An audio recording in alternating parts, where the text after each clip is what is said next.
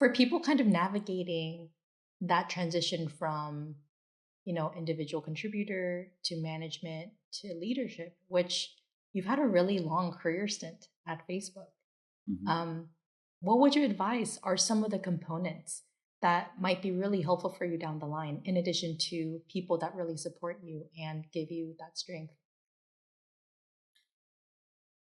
I feel that the best thing that people should do is be open-minded around their their own opportunities for development. Because as things progress, as technology progresses, as like your responsibilities progress, the challenges that you are gonna be faced are gonna be different and would require a different skill set compared to the thing that got you here. There is a famous thing that some people say that the thing that got you here is not going to take you to the next level, right? And so if you come with this predetermined notion that you have been given this job because you already possess the skills and the experience to do it, I think it's a false attitude. It's a flawed attitude.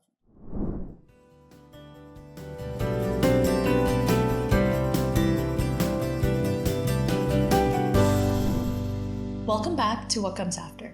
I'm your host, Janet Lee. Today's guest is a builder of product, ecosystems, and businesses in tech. From growing up in Greece to starting his product management career in Europe to becoming VP of Partnerships and Platform at Meta and Snap, his career transcends international borders, leadership moves across Fortune 500 companies, and more. Konstantinos, otherwise known as KP, welcome to the show. Thank you for having me, Janet. How are you doing? I'm great. It's a lovely morning. Great. Super excited to get started. I want to go back to where you're from. Where did you grow up? Any context that you can share with us? Well, it's a place far, far, far away from where I am right now. I was born in Athens, but my family moved to a small town north of Greece. Just to give you an idea of how big this town is, like there's only one high school, only one Wow. middle school, and so on and so on. So I guess, growing up in Greece, there was always a little bit of that ambition, desire to explore different opportunities um, outside, like the home country. And in a way, I think part of my decision to go in a computer science type of path. What got you super excited about computer science, telecom, just technology in general? What do you think kind of sparked your interest when you were younger? Like my introduction to computers, and I'm not trying to age myself, was at a very young age, but it was mostly centered around video games. I think experience that I had from a young age, the familiarity with the computer, even if it goes down to loading a game, playing a game, and stuff like that, was enough to somehow trigger this idea in my mind that this is a way where you can have a significant impact by leveraging this emerging technology down the line, can do a lot more just entertainment or a lot more than facilitating a couple of hours of joy if you are a kid. Yes, definitely. I think sometimes there has to be a fun factor, a play factor that allows someone to try out something new.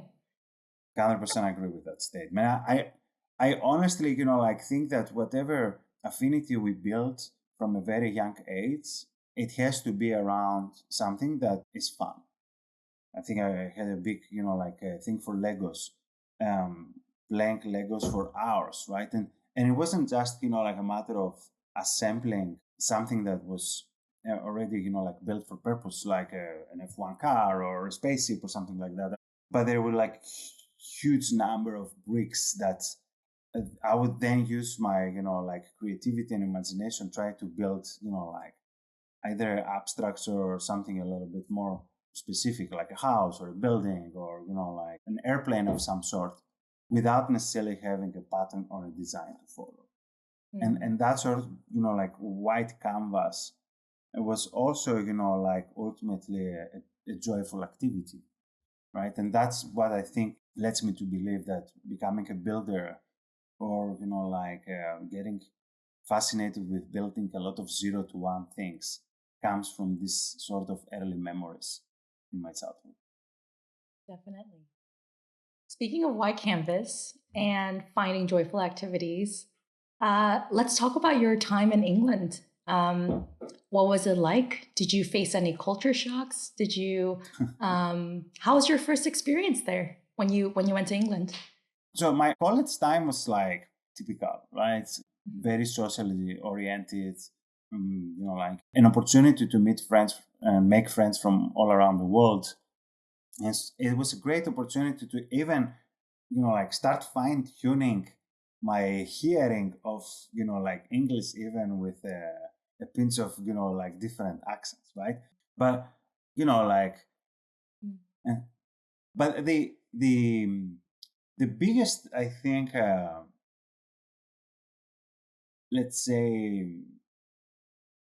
commitment that I had during my time as a student there was to try to find an employment opportunity.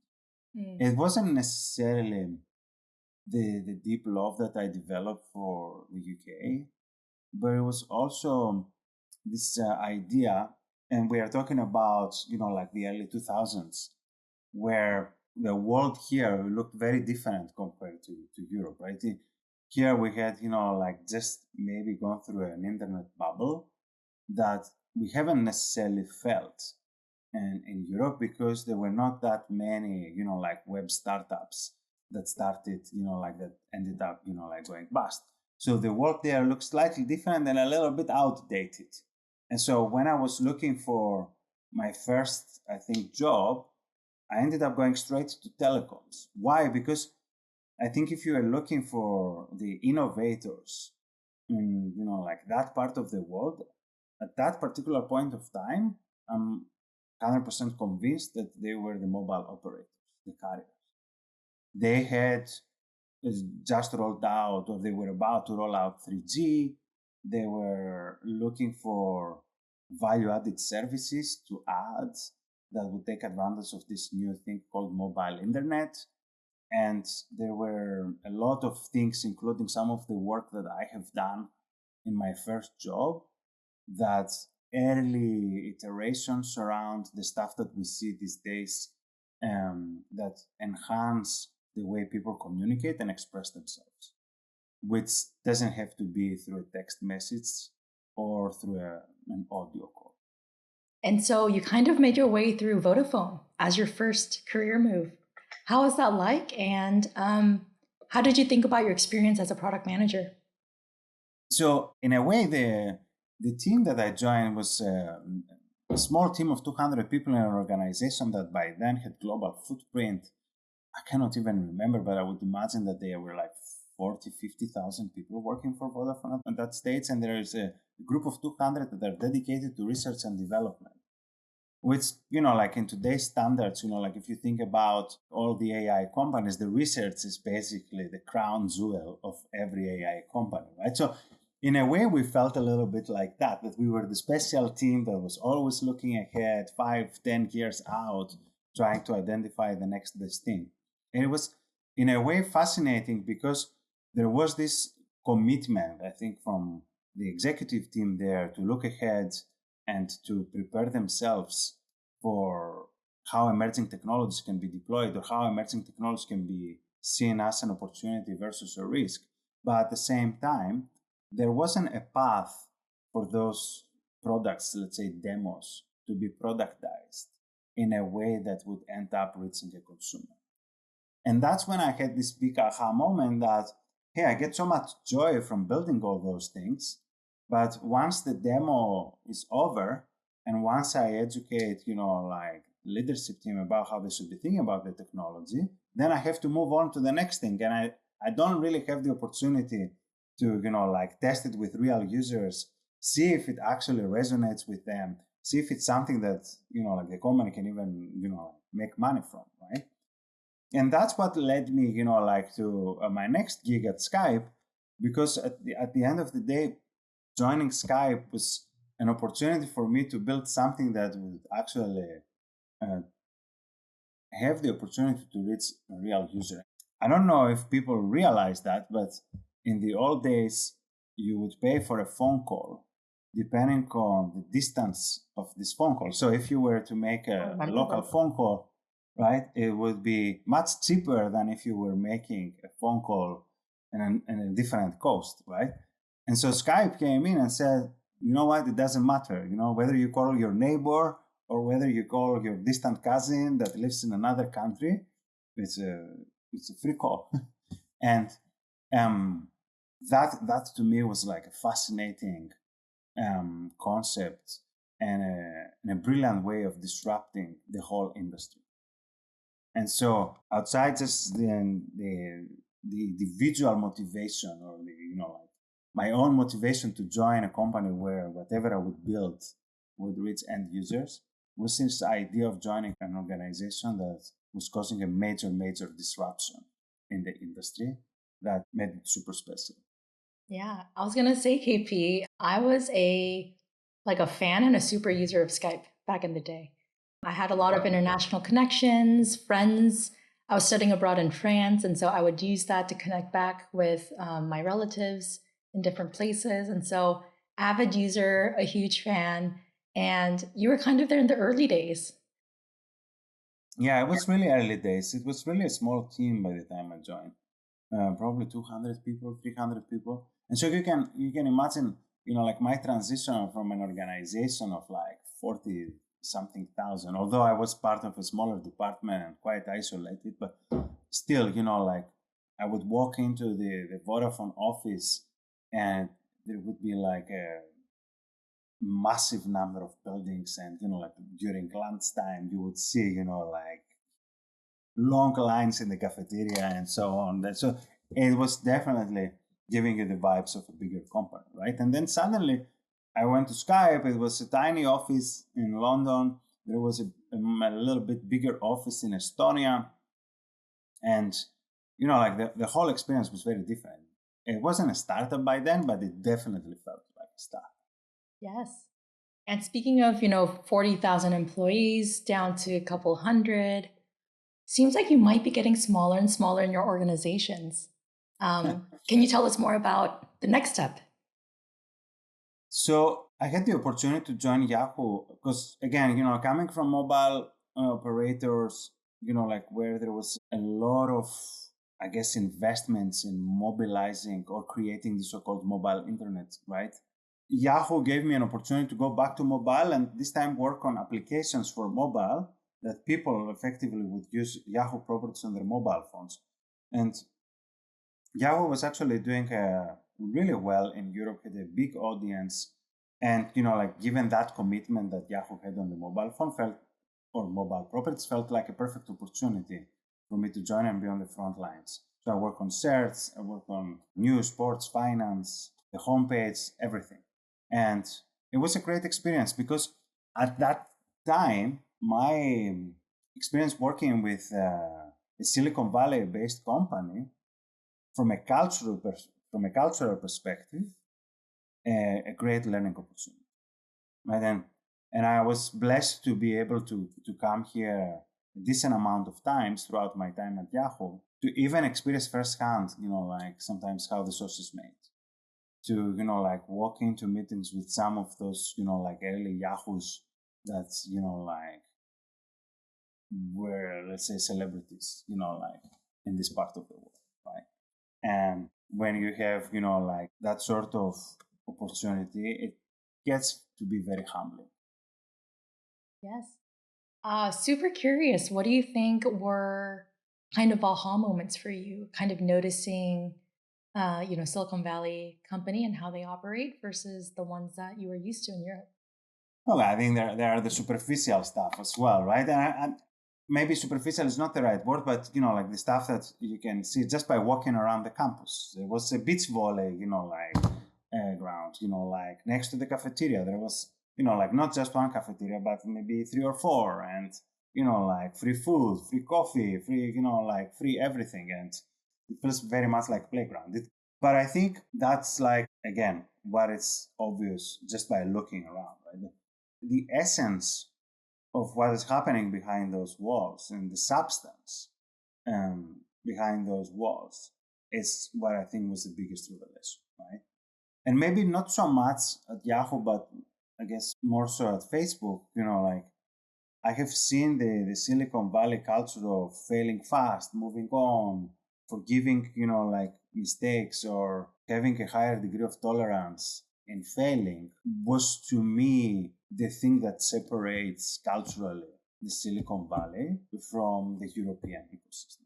I think in Europe there is a stigma that comes with failure that is not necessarily, let's say, super beneficial from a career perspective.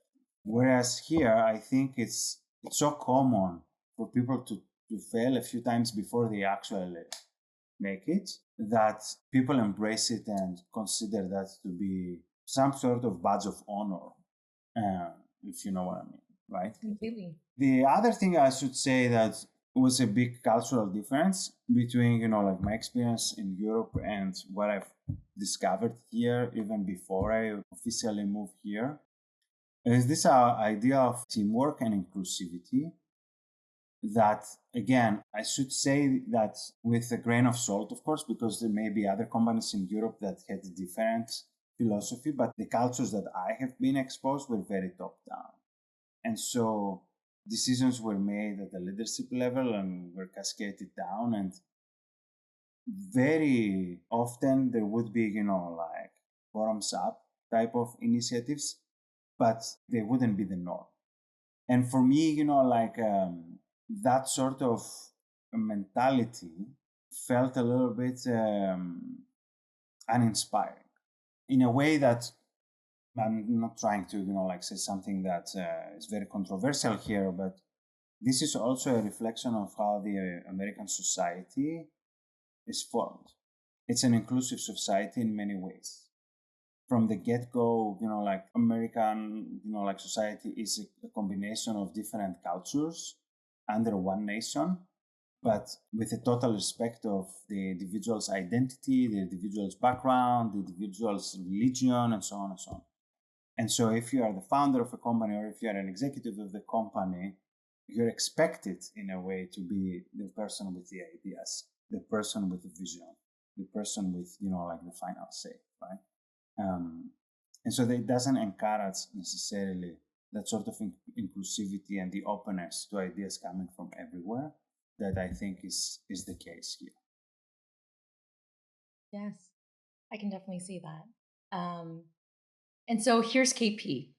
He graduated, went into product management, really specializing in that craft in different companies like Vodafone, Skype, Yahoo, and really also gaining a different understanding of what international businesses could be different for. Mm-hmm. In addition to what are the different sizes, what role do I play? What do you think we're kind of shifting in your identity for the next career that you've made as, I believe, a CTO? Is that right? Yeah.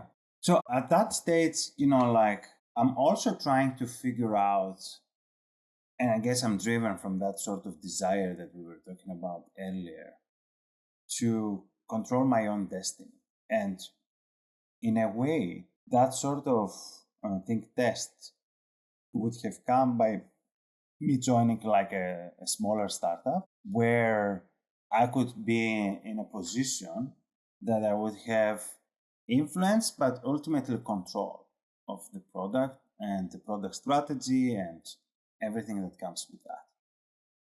And so I joined this small company out of Cambridge in the UK.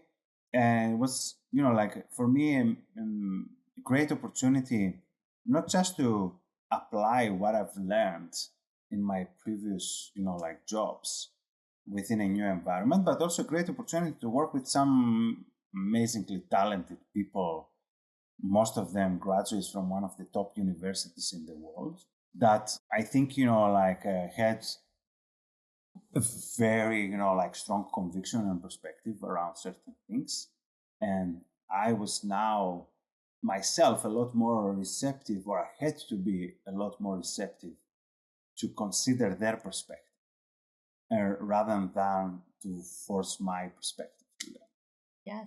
And that was the last kind of European career moment for you before you made a huge leap Yes. across the Atlantic Ocean. And so, Yes. what Correct. was going on in your life, kind of personal and professional, leading up to that big pivot that was coming up? And so this 2012, we sold the startup, we had this exit, and I have an opportunity to join another startup and stay in product and engineering, an interesting startup in education with space that I always had some affinity. But at the same time, a good friend of mine is at Facebook, is moving on to a new job, and they are now hiring his backfill. And after talking to him, I was like, you know what, maybe like working for Facebook at that point is not a bad idea, because I always have this, and we talked a little bit about earlier, this idea of learning from some of the best. And at that point, I think Facebook was a rising star, like in Silicon Valley. Not only that, but having been a heavy user of the product myself, I could see how this could evolve to become a much bigger thing than just a social network. I could also see, having been in communications, working, like Vodafone, it was, like a messaging sort of, like application, to Skype, which was purely messaging application. And then with Yahoo, I had some, like, of course, exposure to the Yahoo Messenger and their roadmap there. So it felt like the social networking was a different way of communicating. It was very much in line with how the world was opening up. That's like, to your earlier point, like people had friends and family everywhere in the world now, and that sort of like product gave them an opportunity to keep in touch, and not just in a one-on-one basis, but in a one-to-many like basis that made it more scalable and facilitated like reach into different proportions. And so the decision was ultimately like easier from that regard, that like Facebook was definitely the place to be. But there was a downside, or at least what felt like a downside in the moment, that if I were to join Facebook, I would have to move from managing a product team, being responsible for the product, to being in a partnerships role where you can have some influence over the product and you can bring input from the market in order to inform the product strategy, but ultimately you are not responsible. But like when I look back, I think it was ultimately the best decision. It created a path for me to not only learn from some of the best, because I ended up, like sitting very closely with product teams and engineering teams, and some of the best, like product and engineering teams ever put together. But it was also an opportunity for me to understand that being on the business side, by having that sort of product fluency and understanding how product works and how products are built, that made me, in a way, a more effective operator on the business side. Yes. Than maybe others that lacked that sort of understanding. Yeah, I was going to say, KP, I don't believe there's too many people that make the switch from product engineering to partnerships and business side. And so I'm sure there was so much unique value that you're providing to that team with that know-how. The other day I was talking to someone that basically made the similar transition, and they basically suggested that we are unicorns. I don't know that necessarily is a term that best describe our experience and skills, but it's definitely not a very typical transition. But I think it's also fair to say that it's not well understood either. Yeah. But I don't know that it is because many people haven't seen the value, but I think it's because many people don't expect this type of transition to have happened. Yeah, usually you see the reverse. Yes, true. And so super fascinating. I think it kind of touches on the theme that I've been noticing lately as a coach, which is a lot of organizations are now interested in people that combine technicalities with business acumen. Yeah. And look, it makes sense because from one side, when you're dealing with emerging technologies, you need to have at least some people that understand how this technology works. Especially if you think about it in this, like time and age, AI is like an emerging technology that you don't necessarily need to be a researcher to understand how it works, but having a much more technical background allows you to have a better understanding of how, like the whole thing works, right? Or what are the building blocks to make, like a good version of a model. But at the same time, being, like a business-minded product leader gives confidence to an organization that they have people that don't only care about reaching a consumer and providing a delightful experience, but also unlock either revenue or incremental revenue. So I feel that the blending of those skills, and they're probably, like people where they are more product oriented, but they have, like the business sense, or they may be more business people with, like oriented people with product sense. It's a good blend. And I think type of talent that I would expect to see in many, many companies going forward. Yes. And I can imagine that it was such a steep learning curve in some ways, right? You have this identity of being a technical product manager for quite some time, and now shifting more into managing teams, leading teams, scaling businesses. So tell us more about kind of the different hats and how that transition was like. Was it tough for you? Was it easy for you? Look, I think every transition comes with its own set of challenges, right? But the thing I was always trying to do is gravitate around a constant that I would consider to be a superpower and then building on top. So what I guess I'm trying to say is that whenever there is a change in my life, whether it is professional or personal, I always try to identify a constant that can, let's say, join me on this journey or on this, like challenge, but something that gravitates me towards something that is familiar territory for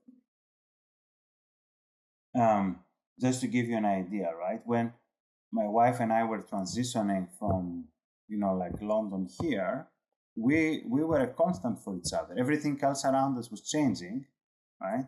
And the fact that we were together for 10 years already, and we could have gone through that, like together with the same values and the same, like rapport and the same, like strength in our partnership, in our unity, that we have always navigated that. Even though, like I would never compare my experience moving from Europe here with the experience that other people have when they migrate to this country. By no means, like I feel very privileged and very grateful that that sort of transition was, like so easy for me. But at the same time, like this idea of having her be part of that transition made certainly things easier. Yes. Life changing. Um, it seems like there was really steady moral support and faith that you were able to really gather strength from for you to really excel in your role and kind of within your professional realm. For people kind of navigating that transition from, individual contributor to management to leadership, which you've had a really long career stint at Facebook. Mm-hmm.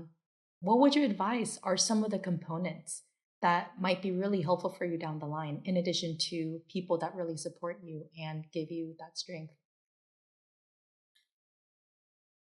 I feel that the best thing that people should do is be open-minded around their their own opportunities for development. Because as things progress, as technology progresses, as like your responsibilities progress, the challenges that you are going to be faced are going to be different and would require a different skill set compared to the thing that got you here. There is a famous thing that some people say that the thing that got you here is not going to take you to the next level, right? And so if you come with this predetermined notion that you have been given this job because you already possess the skills and the experience to do it, I think it's a false attitude. It's a flawed attitude. But if you consider, and this is probably something that definitely applies to Facebook and maybe in other places as well, but if you feel that you have been entrusted because people see your potential of being able to deliver on the promise, then it's a much better way of dealing with the challenge, because the potential needs to be complemented with hard work around the areas that you need to continue to develop or further develop to truly deliver on that sort of potential. And that to me was, like the guiding principle, that I know what I don't know, and I will try to flex these new muscles because now I have the opportunity to do that. And I may have not had that opportunity before because I didn't have to, but now I found that opportunity. So now it's my chance to flex those new muscles. And when I'm ready for the next level, I need to think about what sort of new muscles I need to build and continue to, develop them down the line. That totally resonates with me. And so, as VP of partnerships, what do you think was kind of one leadership skill or a model that you've looked towards to say, oh my goodness, like I think this is how I am showing up as a leader, or noticing the potential in others? Anything that comes to you? Well, I guess there are two things that come to mind. The first one is your hiring principles, right? I obviously wanted to build a very diverse team, and I wanted to be inclusive, and so that somehow created a commitment to expanding, let's say, our pipelines and looking outside the norm and bringing some amazing people through this that ended up, like becoming very successful themselves. The first one is, can they do my job in 5, 10, 15 years from now, depending on the level of senior? And if the answer is yes, then of course, like it was an obvious choice. The second question, which may not necessarily have applied to everybody, but to, let's say, 99%, is, would I love to work for them? I like that. And for me, this is a key question for leaders when they're trying to build their organization, because the question assumes that there is something for you to learn from that, like team member. And when you introduce this sort of mindset in a leadership role, I think you're almost automatically more inclusive, but you're also automatically a lot more receptive to a learning opportunity that may come from someone else that has something to teach you that you may have not necessarily experienced. Whether it has to do with the way you approach leadership, whether it has to do with the way you're informing your own perspective about things, I found it fascinating that I was learning so many things from the team that I was there to supposedly support, and that I don't even know if it would be fair for me to say that they were learning from me as well. Like it felt so fascinating for me to like get all these inputs from all these amazing people that we had on the team. that hopefully, like they had something to learn from me and it was reciprocal. Of course. Yeah. I think that's a testament, KP, to what was important for you as a leader, which is a sense of humility, sense of curiosity, and always be learning from other people that allows for personal but also professional growth. Yeah, that's fair.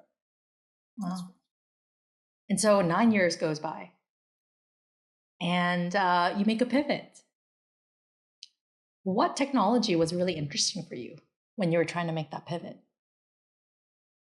So there were a couple of things that I think is worth highlighting. The first one was the technology itself. Like Snap was very heavily invested in AR, and I would consider them to be, like best in class when it comes to AR.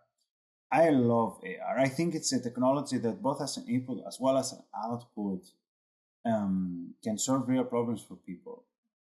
This idea of computer vision used, and we've seen some iterations of like that in like robotics, but even like in traditional LLMs, it's such a powerful tool that combined with the form factor of glasses and stuff like that, I think has the opportunity to be the next computing platform.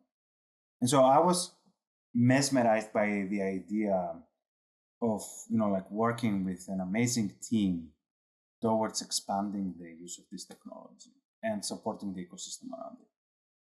The second thing that I think was super, like attractive to me is this idea of building something from the ground up, but building it having accumulated an experience from my Meta days or Facebook days over the years of Cambridge Analytica, and like building, like or rolling out emerging technologies and doing it thoughtfully in a privacy first type of manner and with the right safeguards in place, somehow felt like some sort of true calling for me. And so it was those two that I think, and of course the people involved in this project, that made it a very appealing, like proposition. And I joined, like the community, thinking that this is a massive opportunity and there's no way I could say no. Yes. And so another adventure begins. And you're still in the business element, but more on the AR platform side as VP of platforms. What do you think were moments of great aha moments, and what are some moments of like, okay, what else is next? For me, the openness of the product team on the Snap sides has been, like truly welcoming in a way that there is, like this guy that joins, having spent 9 years at Facebook, that has built, like platforms and so on, that reach, billions of people. We should be listening to them. And in a way, like I still had to work and build trust and so on, but I could find that the product team there was a lot more receptive than the product teams I've been used to at Facebook. So that was already great, right? Because it gave me an opportunity to have impact already from the get-go. The second thing that was very interesting, though, is that unlike some of the stuff that we were doing at Facebook, where there was a heavy experimentation around new things without necessarily an expectation that those things need to generate revenue, that wasn't necessarily the case at Snap. At Snap, there was a little bit more urgency for this emerging technology to generate revenue, even if we have been in very early days of understanding where this technology can be deployed, that somehow forced our hands to go in certain paths when we didn't have enough confidence. And so I guess what I'm trying to say is that when you're building the product and you're trying to build the business at the same time, is very different compared when you're trying just to build the product.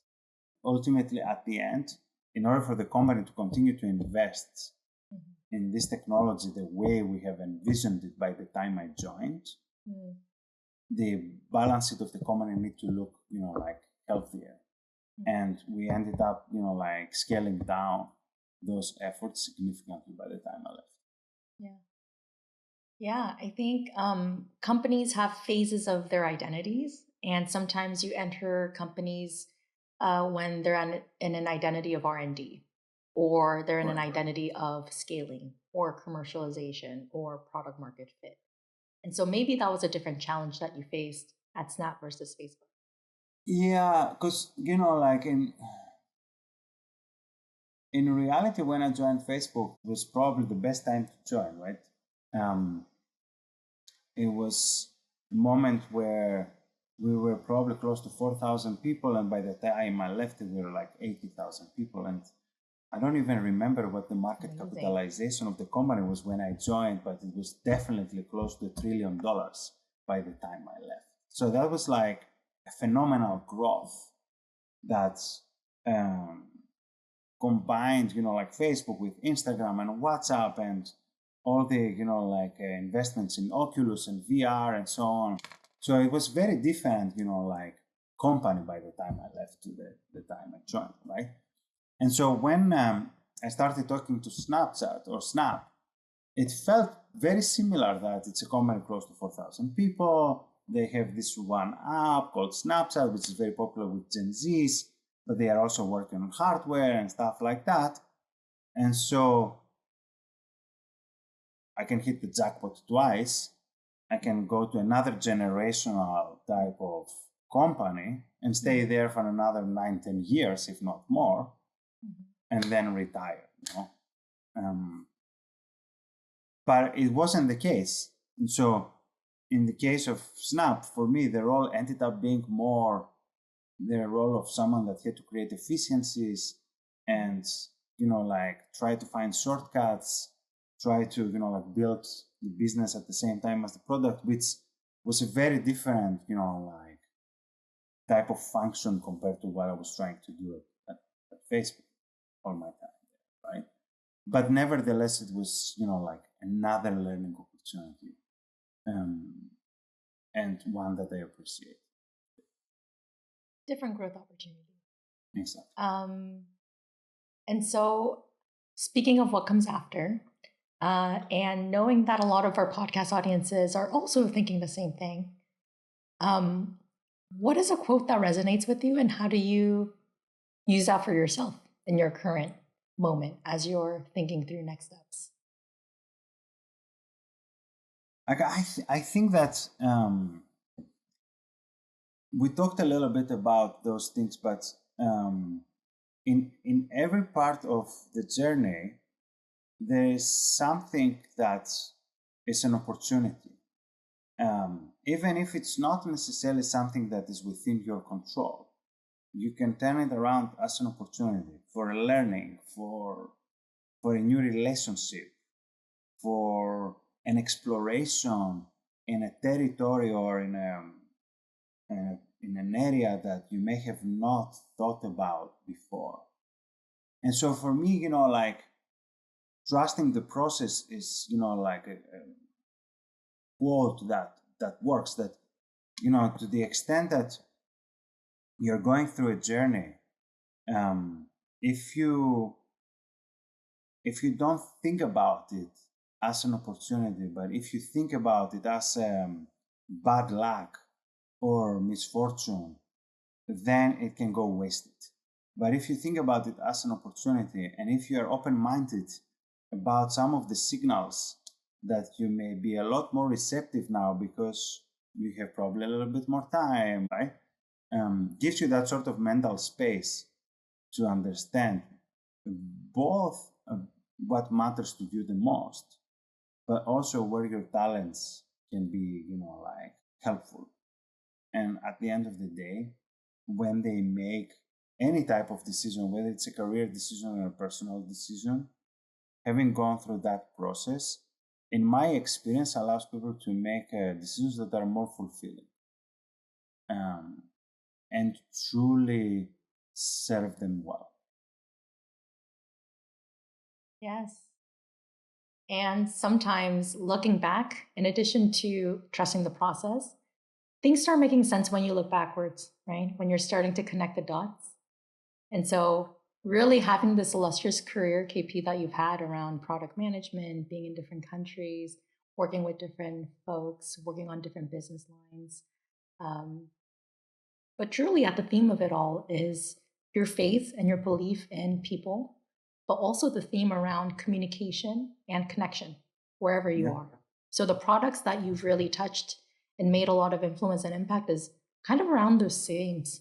And so when you hear that, is that something that you'd like to continue? Or what are the things that excite you today compared to Yeah, 10 look, years I ago? mean, I think when I was interviewing at Snap, I was like, oh, this is my 6 or 7, like messaging, communication, like medium, right? And so there is definitely a pattern there. And I'm fascinated by this idea of, like bringing people together, facilitating those human interactions. Because the world that we live in, um, because there are a lot of people that claim that AI agents can do their jobs, but there are jobs that are so human centric that no AI agent can like replace them, right?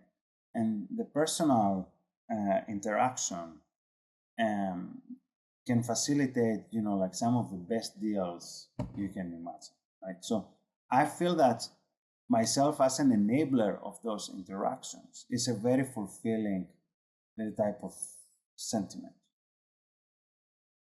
I don't want to exclude other opportunities that leverage technology that provides a service of this nature, because I don't want to suggest that the only place I can work is something that involves messaging or human connections of this kind.